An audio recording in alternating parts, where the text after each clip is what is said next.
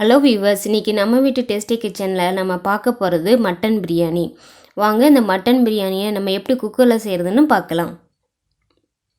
இந்த மட்டன் பிரியாணிக்கு மேட்சான side dish வெங்காய பச்சடி தாளிச்சா எக்கும் தான்.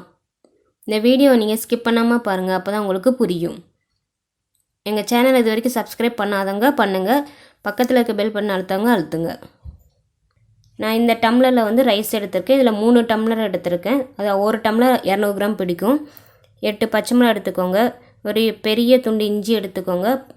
12 பல் பூண்டு எடுத்துக்கோங்க. பட்டை ஒரு 10-12 எடுத்துக்கோங்க. கிராம்பு எடுத்துக்கோங்க. பிரிஞ்சி எல்லாம் எடுத்துக்கோங்க. பெரிய வெங்காயம் 2 தக்காளி பழம் எடுத்து அரிஞ்சு வச்சுக்கோங்க. 1/2 kg மட்டன் எடுத்து சுத்தம் பண்ணி வச்சுக்கோங்க.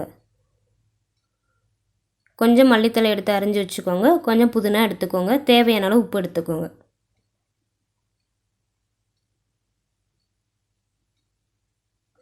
இப்போ நான் வந்து பட்டை கிராம்பை ஜாரில் போட்டு நுணுக்கி வச்சுருக்கேன்.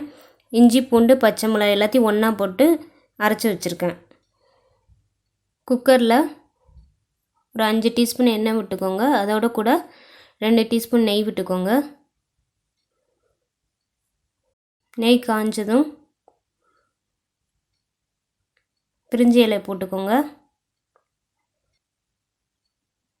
அப்புறம் வெங்காயத்தை போட்டு வதக்கிக்கோங்க. வெங்காயத்தை போட்டு வதக்கினதுக்கப்புறம் நம்ம நுணுக்கி வச்சுருக்க பட்டை கிராம்பையும் அதில் சேர்த்து போட்டுக்கலாம். அதுக்கப்புறம் நம்ம இஞ்சி பூண்டு பச்சை மிளகா சேர்த்து அரைச்சி விழுது அதில் போட்டுக்கலாம். எல்லாத்தையும் போட்டு நல்லா பச்சை வாசம் போகிற வரைக்கும் வதக்கி எடுத்துக்கோங்க. நம்ம வெங்காயத்தோடு போடும்போது இஞ்சி பூண்டு பேஸ்ட்டு இதெல்லாம் கொஞ்சம் ஒட்டாமல் வரும். நல்லா வதக்கி எடுத்துக்கோங்க.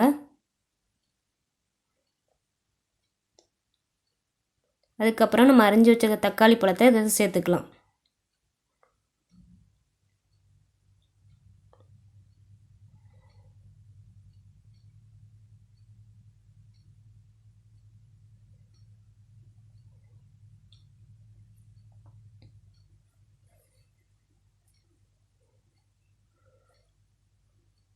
எல்லாம் நல்லா வதங்கினதுக்கப்புறம் நம்ம சுத்தம் பண்ணி வச்சுருக்க மட்டனை வந்து இதில் போட்டுக்கலாம். மட்டனை வந்து தண்ணி நல்லா புளிஞ்சிட்டு போடுங்க.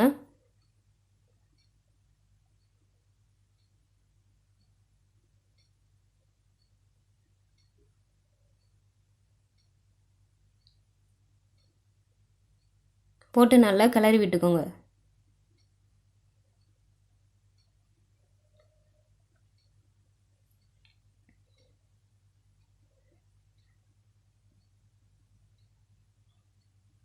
அப்புறம் நம்ம எடுத்துருக்கிற புதினா இலையை போட்டுக்கலாம்.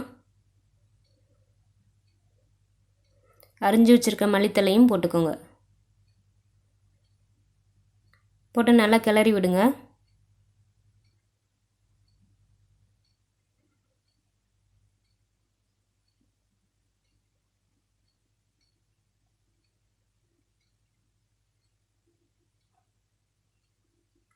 நல்லா கிளறி விட்டுக்கோங்க.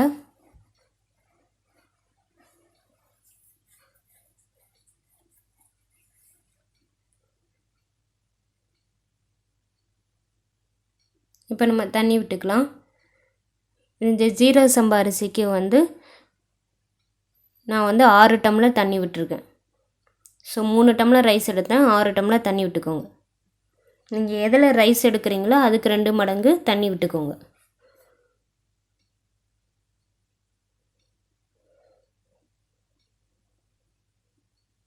இப்போ தேவையான அளவு உப்பு சேர்த்துக்கோங்க.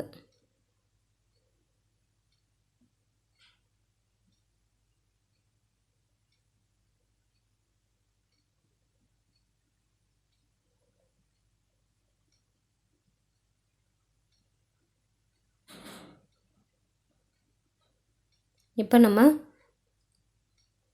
மூடி போட்டு 2 விசில் வச்சு எடுத்துக்கலாம். நம்ம இன்னும் ரைஸ் போடலை, ஆனால் மட்டனை வந்து நல்லா வேகணும். அதுக்காக இப்போ 2 விசில் வச்சு எடுத்துக்கோங்க.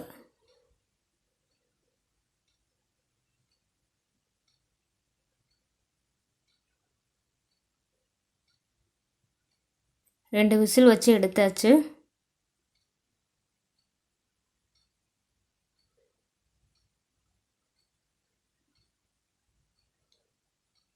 பாருங்கள் மட்டன் நல்லா வெந்திருக்கு.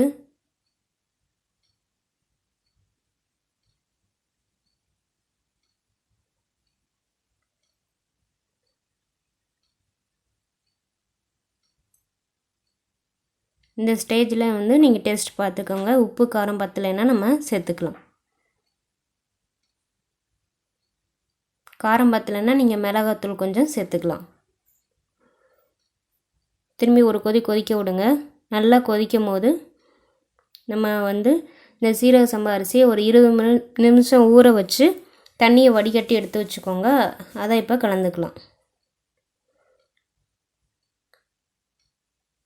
ஸோ 3 டம்ளர் ரைஸுக்கு 6 டம்ளர் தண்ணி விட்டுக்கோங்க. அதுதான் கணக்கு.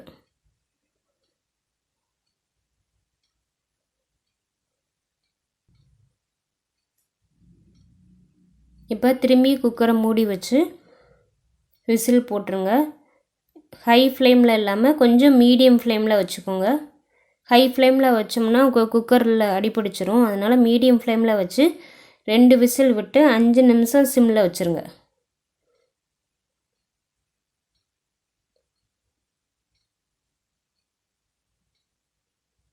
ஸோ 2 நிமிஷம் வச்சு 5 மினிட்ஸ் சிம்மில் வச்சு எடுத்துக்கலாம்.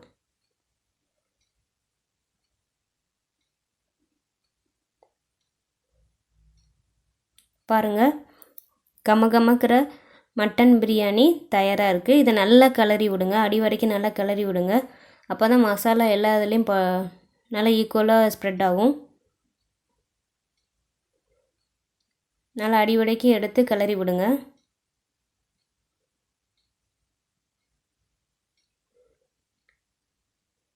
ஸோ கமகமக்கிற மட்டன் பிரியாணி நம்ம வீட்டு டேஸ்டி கிச்சனில் தயாராக இருக்குது. இதை உங்கள் வீட்டு கிச்சனையும் ட்ரை பண்ணுங்கள். கமெண்ட்ஸை எங்களுக்கு சொல்லுங்கள். இது மாதிரி வேறு வித்தியாசமான ஒரு ரெசிபியில் நான் உங்களை சந்திக்கிறேன். தேங்க்யூ ஃபார் வாட்சிங் திஸ் வீடியோ.